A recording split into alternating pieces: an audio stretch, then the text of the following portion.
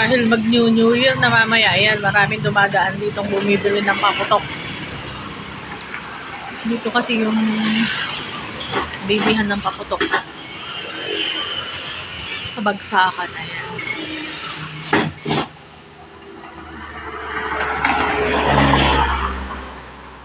Kami magtatambol na lang mamaya.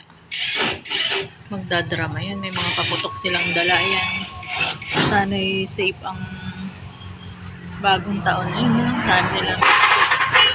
Mga pailaw. Ayun, may bata pa. Ayan, puro pailaw at paputok ang binili ng mga yan. Si Albert ay magtatambol na lang. Tsaka ako magtotorotot.